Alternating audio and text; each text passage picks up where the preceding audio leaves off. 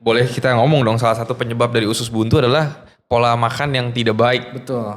Pola Gitu makan kan? yang kurang baik ya. Iya, Jadi nah. kurang serat, banyak fast food kayak begitu. Iya, oke. Kalau komplikasinya dia sampai pecah, itu terjadi yang kita sebut dengan peritonitis atau infeksi dari rongga perut seluruhnya. Nah itu mengancam nyawa. Soalnya kan emang mirip ya dok ya antara mah dan juga usus buntu ya, denger-denger ya, ulu hati.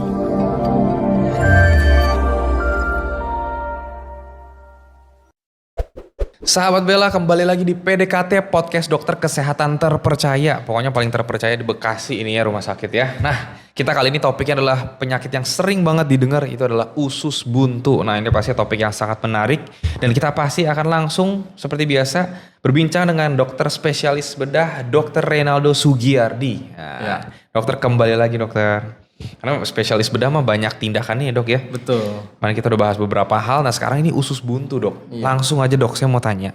Kenapa banyak orang kena usus buntu ya? Soalnya muda ini kayaknya.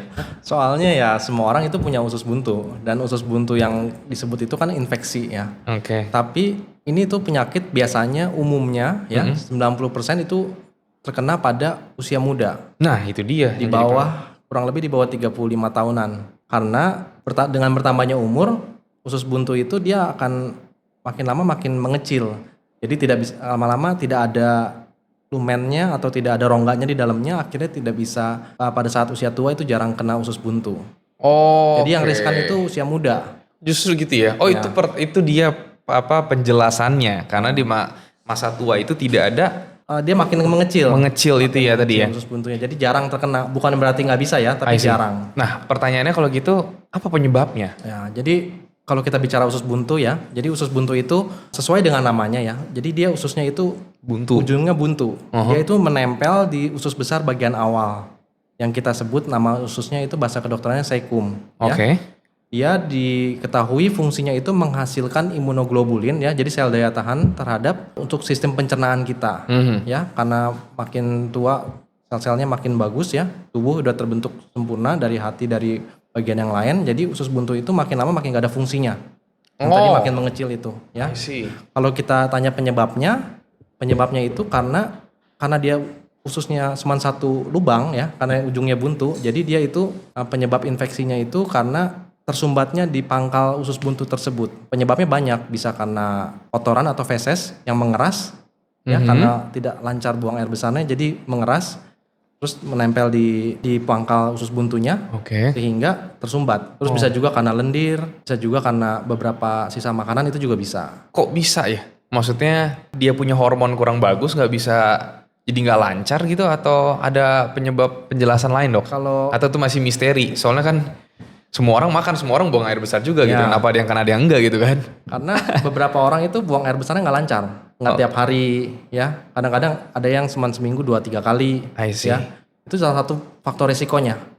Apakah boleh dibilang berarti kurang makan serat gitu? Betul. Bisa juga kurang makan serat. Nah berarti boleh kita ngomong dong, salah satu penyebab dari usus buntu adalah pola makan yang tidak baik. Betul.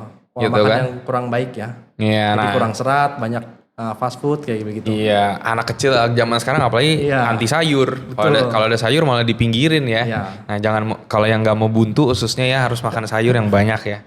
Nah, dok, sebenarnya usus buntu ini klasifikasinya penyakit ringan atau berat? Maksudnya tuh pasti bisa sembuh atau gimana? Ya, jadi kalau usus buntu itu kita tidak bilang ringan atau berat ya, tergantung tahap-tahapnya dia. Soalnya bahkan ada tahapannya?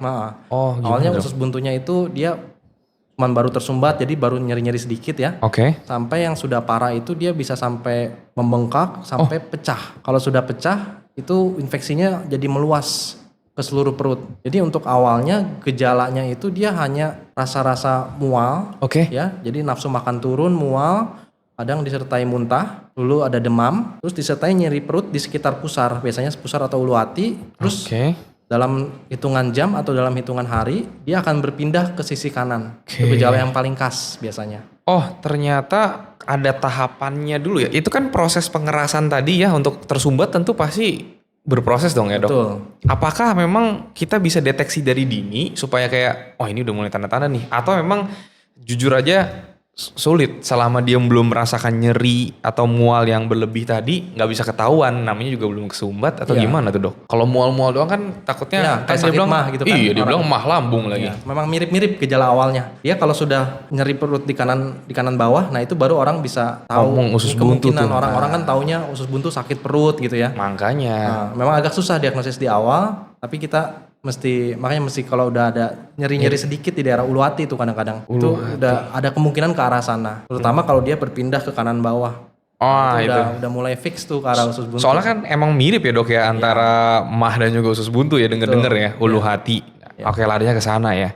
Nah itu kalau misalkan kenapa orang bisa sampai bengkak gitu dok? Apakah maksudnya nyerinya itu tipikal yang bisa hilang sewaktu-waktu kayak ini 2 hari hilang jadi dia nggak berobat tuh tiba-tiba nggak sadar udah sampai bengkak atau gimana tuh dok? Ya, jadi daya tahan tubuh tiap orang itu berbeda-beda ya. Jadi Oke. tergantung ada orang yang sudah kena berkali-kali, usus buntu itu bisa hilang sendiri. Oh gitu? Nah, Itu ya dia kadang-kadang tuh. hilang sendiri kalau nggak terlalu berat ya.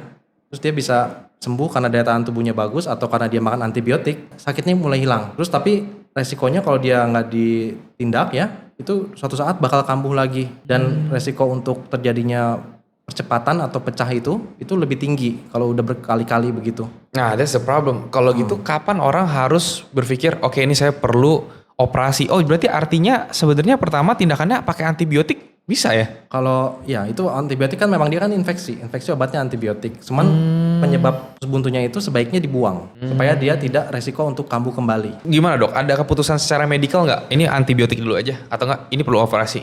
Ya. Ada tahapan atau sebenarnya pada dasarnya udah sebenarnya operasi aja gitu? Sebenarnya untuk amannya kita kan mencegah untuk komplikasinya. Oke. Kalau komplikasinya dia sampai pecah itu terjadi yang kita sebut dengan peritonitis atau infeksi dari rongga perut seluruhnya. Nah itu mengancam nyawa. Oh, iya, Makanya jelas, ada ya. beberapa kalau pernah dengar pasti ada beberapa kasus yang karena penyakit usus buntu pasien atau Iya.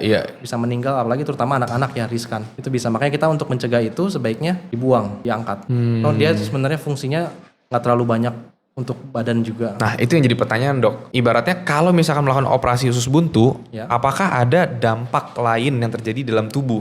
Karena kalau memang tidak ada dampak, kenapa orang harus tunda gitu kan? Ada nggak sebenarnya dok? Kalau secara umum sih nggak ada. Oh, Ya, jadi oke. orang nggak setelah operasi usus buntu itu jadi mencret atau jadi pencernaannya terganggu itu tidak. Oh, Ya. oke. Ya, tadi dia fungsinya itu untuk daya tahan tubuh aja, tapi itu bisa digantikan dengan organ yang lain juga.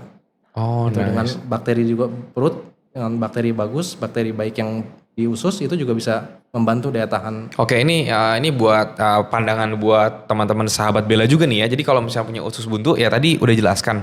Rasanya sih kalau untuk masalah dia antibiotik atau dia operasi, serahkan kepada dokter deh ya. Yang kayak mungkin memang dokter spesialis bedah udah lebih mengerti. Tapi penjelasan dari dokter Renaldo menurut saya cukup penting. Di mana sebenarnya nggak ada dampak efek sampingnya juga kalau operasi usus Ya. buntu. Karena memang ada beberapa organ lain yang bisa membantu mendukung gitu ya. Ya. Malahan kalau dicegah, kalau sampai bengkak, Ya. itu akan lebih parah bahkan sampai mengancam nyawa juga Kalau pecah ya. ya, ha. Kalau sampai pecah ya. Jadi gimana cara proses penyembuhan usus buntu supaya pada nggak takut nih sahabat Bella nih? Kalau proses penyembuhan itu kan melalui tindakan operasi maksudnya. Iya. Jadi Itu ada dipotong. dua macam. Gimana tuh dok? Operasinya itu juga bisa operasi yang konvensional ya. Itu hanya dibuka kurang lebih 3-4 cm dari samping ya, dari samping perut bagian bawah kanan, terus sampai ketemu ususnya diangkat, di pangkalnya diikat ya, habis itu selesai, ditutup mukanya. Ada yang kedua yang lebih dianjurkan itu laparoskopi. Jadi itu hanya 3 titik ya, masing-masing 1 cm di perut ya, di beda titik. Lalu nanti usus buntunya itu keluar dari lubang tersebut, kita angkat. Jadi tangan dokter bedahnya itu tidak masuk ke dalam perut, hanya pakai alat. I see, oke. Nyerinya jauh lebih ringan daripada yang operasi biasa. Dan setelah itu dia recovernya boleh makan bebas lagi gitu? Langsung setelah operasi kalau memang tidak ada penyulit ya saat tindakan operasi itu boleh langsung makan minum. Oh, oke. Jadi cepat penyembuhannya. Kadang-kadang beberapa pasien bisa langsung pulang juga. Bisa buat referensi ya sekali lagi buat sahabat Bella ya. Jadi ya buat usus buntu, soalnya cukup sering banget dengerin dok. Betul. Jadi langsung aja prosesnya lama nggak tuh dok operasi usus buntu itu? Rata-rata setengah jam sampai 1 jam. Ah, oke. Kalau yang tidak tanpa komplikasi ya. Oke siap. Gini dok, kapan dia tahu dia perlu operasi ya maksudnya? Soalnya kan susah ya. Kalau mah itu kan misalnya contoh ulu hati, siang besok minum ini obat mah besok udah nggak berasa lagi dia. Jadi yang tadi saya bilang gejalanya tuh memang mirip mah, Iya, tapi itu ada susah gejala juga. tambahannya. Selain mual, nafsu makan turun ya, muntah, biasanya disertai demam. Kadang-kadang kalau hanya sakit mah biasa kan ya demam ya. Paling penting itu dia perpindahannya. Yang kiri bawah tadi itu ya. Kanan bawah. Kanan bawah ya. Jadi dari ulu hati dia ada nyerinya berpindah kanan bawah. Nah itu udah kalau Harus sampai ya? terjadi begitu mendingan konsultasi kalau udah kayak gitu. Oke ya, jangan ditunda lah ya sahabat Bella ya. Buat apa kita menimbun penyakit gitu ya dok ya. Nah oke dok, terakhir deh dok. Kalau gitu pencegahannya supaya orang gak kena usus buntu tuh bagaimana ya? Tipsnya? Sebenarnya kan usus buntu itu kita tidak bisa tahu penyebab pastinya apa ya. Kadang-kadang ada beberapa orang yang bilangnya takdir kan. Oke sih. Cuman ya itu semua orang makan, semua orang ini juga cuman kita ya. bisa kita atur itu ininya.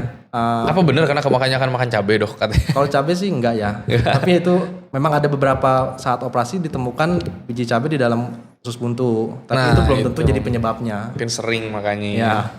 Yang penting makannya sehat aja. Itu makan sehat. Jadi pola buang air besarnya teratur supaya tekanan di dalam usus besar di mana dia tempat nempelnya si usus buntu itu tidak tinggi. Jadi tidak mengurangi resiko untuk terjadinya penyumbatan itu. I see. Yang penting lancar intinya. Jadi boleh dibilang bagi orang yang buang air besarnya lancar, dia jauh dari usus buntu. Mudah-mudahan ya. Siap ya. Lancar-lancar lah berarti ya. Makan serat, makan sayur maksudnya. Betul. Oke dokter, thank you banget. Hopefully seperti biasa podcast ini bisa menyegarkan untuk para sahabat Bella yang sedang mengalami usus buntu. Langsung datang aja ke Rumah Sakit Bella Bekasi. Karena di sini ada dokter spesialis bedah ya, ada dokter Renaldo. Dan prosesnya tidak sulit ya, dan kemungkinan untuk sembuhnya ya memang tinggi ya. Karena ini bukan terlalu kasus yang gimana banget ya dok ya. Oke, sampai ketemu lagi nanti kalau gitu di podcast selanjutnya untuk kita membahas beberapa topik lanjutan lagi nanti bersama dengan dokter juga ya. Siap. Thank you sahabat Bella. Bye-bye. Bye.